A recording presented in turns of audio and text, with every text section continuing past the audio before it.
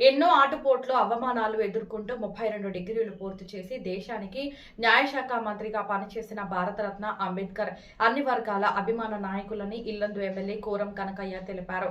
రాకబోయినగూడెంలో అంబేద్కర్ 135వ జయంతి వేడుక సందర్భాల్లో జరిగిన విగ్రహ ఆవిష్కరణ కార్యక్రమం ఎమ్మెల్యే పాల్గొన్నారు. తాను 2 సార్లు ఎమ్మెల్యేగా, ఒకసారి జడ్పీ చైర్మన్ గా అవకాశం పొందడంలో అంబేద్కర్ ఇచ్చిన రిజర్వేషన్ అవకాశమేనని, ఎందరో సర్పంచులు, ఎమ్మెల్యేలు చిత్ర పదవుల్లో అనుభవిస్తున్న వారు, విద్యా ఉద్యోగ అవకాశాలు పొందుతున్న వారు రిజర్వేషన్లు వచ్చిన అవకాశంలో సద్వినియోగం చేసుకుంటున్నారని తెలిపారు. కార్యక్రమంలో మాజీ సర్పంచ్ రాంబాబు, మండల అధ్యక్షులు పులి సైతులు, ఏఎంసీ చైర్మన్ రాంబాబు, మాజీ వైస్ ఎంపీపీ మండల రాము, కో ఆప్షన్ సభ్యులు మడుగు సాంబమూర్తి, సర్పంచులు వల్లాల మంగమ్మ, పాయం లలిత, సాయం స్వాతి, మాజీ సర్పంచ్ పద్మ, రాకబోయినగూడెం అంబేద్కర్ కమిటీ సభ్యులు తదితరులు పాల్గొన్నారు. పాల్గొనవలసిందిగా తెలియజేస్తున్నాం. జై భీమ్, జై భీమ్. చప్పట్లతోటి వెల్కమ్ చెప్పవలసిందిగా తెలియజేస్తున్నాం. జై భీమ్, జై భీమ్, జై భీమ్, జై జై భీమ్.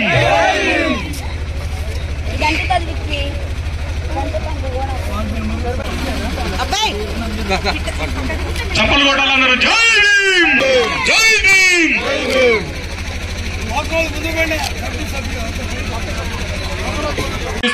ఈ రోజు ఓపెనింగ్ కి చాలా సంతోషంగా ఉన్నాం. జై భీమ్, జై భీమ్, జై భీమ్, జై భీమ్, జై భీమ్. అనిల్ రాజశేఖర్ జై భీమ్, జై జై భీమ్. దయచేసి జై భీమ్ అని గట్టి చెప్పాలి. జై భీమ్ అంటే అదేదో నినాదం కాదు, జ్ఞానం వర్ధిల్లాలి. జై భీమ్ అందరూ చెప్పాలి. జై భీమ్, ఒక్కసారి జై భీమ్, జై భీమ్.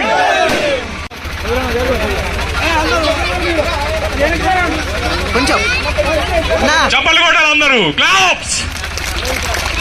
జై భీమ్, జై భీమ్, జై భీమ్, జై భీమ్. చప్పట్లు కొట్టాలి అందరూ.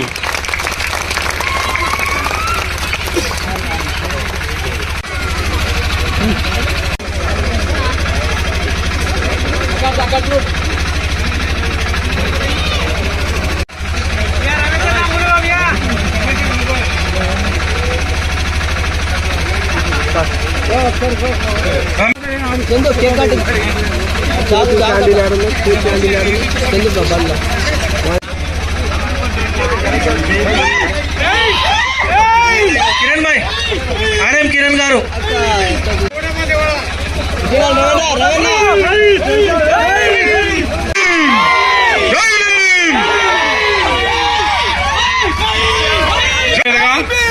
కేక్ కటింగ్ ఉంటుంది. జై భీమ్.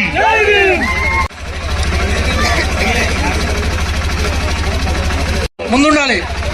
దయచేసి అందరు ముందుకు రండి. చప్పట్లతోటి కేక్ కటింగ్ జరుగుతుంది. ఈ రోజు ఇల్లందు నియోజకవర్గ పులిబిడ్డ టైగర్ మన ఎమ్మెల్యే గారి చేతుల మీదుగా 135వ జయంతిని మన రాఘవేంద్రగూడెంలో జరుపుకోవడం మనకి ఎంతో గర్వకారణం. ఎందుకంటే కొన్ని దశాబ్దాలుగా మన ఊరికి రావడం అంబేద్కర్ గారు, అదే విధంగా మీ చేతుల మీద ఓపెనింగ్ చేసుకోవడం అనేది మాకు చాలా గర్వంగా ఉంది సార్. కాబట్టి చప్పలతోటి కేకును కట్ చేసుకోవడం. జై భీమ్, జై భీమ్. అందరూ జై భీమ్ చెప్పాలి. జై భీమ్, జై భీమ్, జై జై భీమ్, జై భీమ్. చప్పలు కొట్టారు అందరూ. జై భీమ్.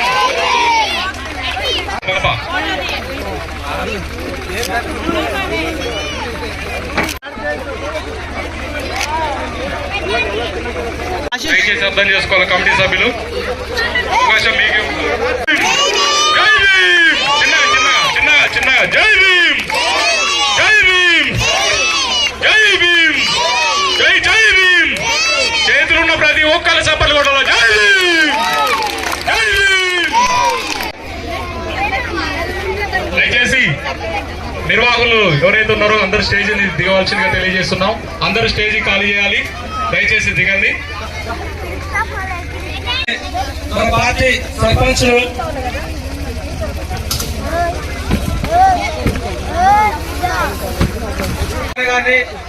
వేదిక మీదకి ఆహ్వానిస్తున్నాం. దయచేసి రావాలి. అలాగే నాగమైనగూడెం కృష్ణ ప్రవీ గారు, జజర శివాజీ గారు, ముఖ్య రమేష్ గారు మన అంబేద్కర్ విగ్రహావిష్కరణకు వచ్చేసినందుకు చాలా సంతోషిస్తున్నాం. ఎప్పటి నుంచో అనుకుంటున్నాం ఈ కార్యక్రమాన్ని తొందరగా చేయాలని. వచ్చినందుకు ఈ కార్యక్రమాన్ని ఉద్దేశించి మా పోలీస్ అధికారులు గారిని మాట్లాడాల్సిందిగా కోరుతున్నాం. విగ్రహ ఆవిష్కరణకు ఇచ్చేసినటువంటి మన ఇల్లందు శాసనసభ్యులు అందరూ కూడా చేతులెత్తి జై భీమ్ అనాలి. జై జై భీమ్.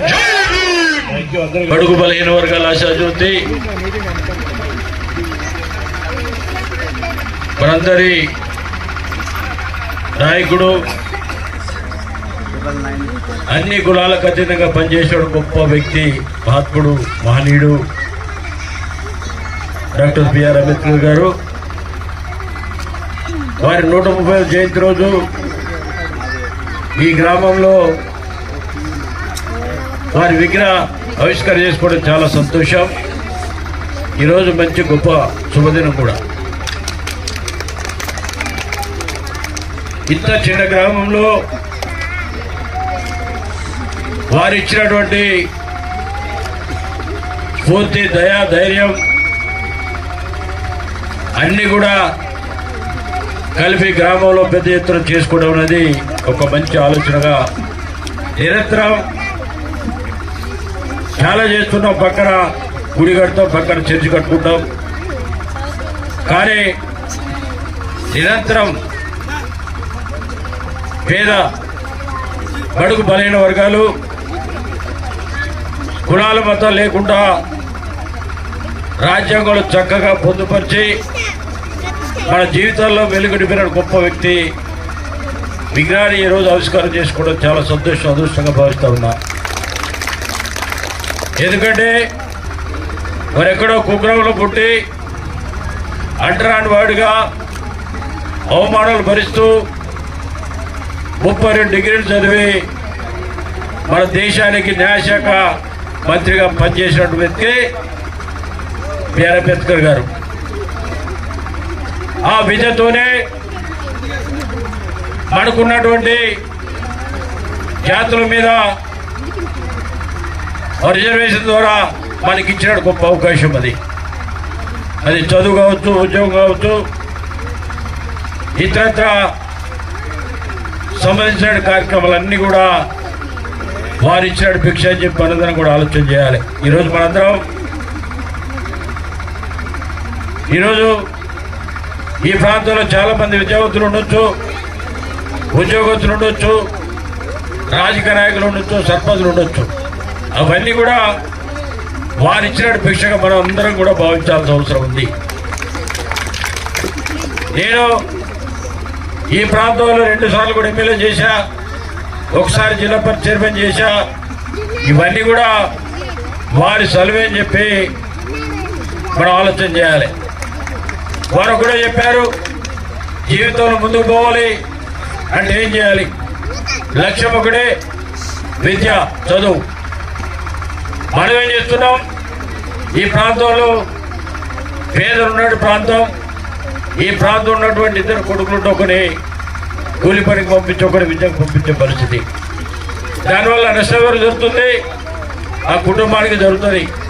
కాబట్టి అందరినీ కూడా చదువులకు పంపించాలి, బడికి పంపించాలి, వారి జ్ఞానం తెప్పించాలి, వారికి ఉన్న హక్కుల్ని వాడు తెలుసుకునే విధంగా ప్రయత్నం చేసే అవకాశం కల్పించాలి. ఇవన్నీ కూడా ప్రభుత్వం ఎప్పుడు ఆలోచన చేసింది. మనందరి నాయకురాలు ఇందిరాగాంధీ గారు పెద్ద ఎత్తున వారు దేశంలో ప్రధానమంత్రి చేసినప్పుడే పేదలు, నిరుపేదలందరికీ కూడా గరీబ్ ఆటో ఒక లక్ష్యంతో పనిచేసి అంబేద్కర్ ఆశయాలను ముందుకు తీసుకునే విధంగా ప్రయత్నం చేసినటువంటి వ్యక్తి ఆ రోజు అన్నాడు. అప్పుడు ఏం చేశారు?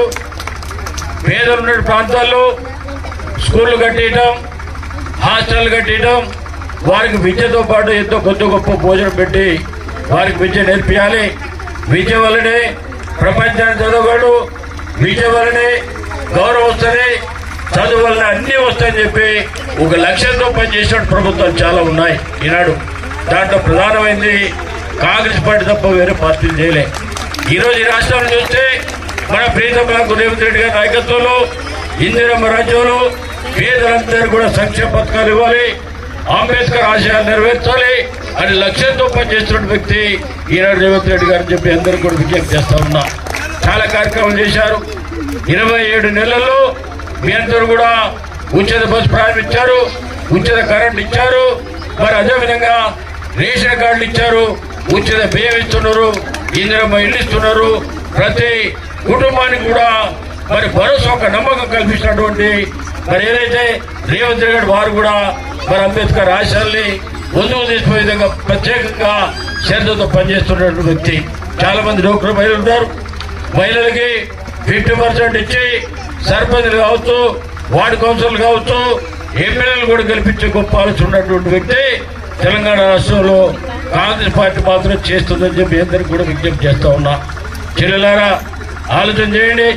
అందరూ కూడా విద్య మీద దృష్టి పెట్టండి, చదువు మీదే ఉంటేనే మనకు నాకు భరోసా ఒక నమ్మకం అని చెప్పి మీ అందరూ విజ్ఞప్తి చేస్తా ఉన్నా.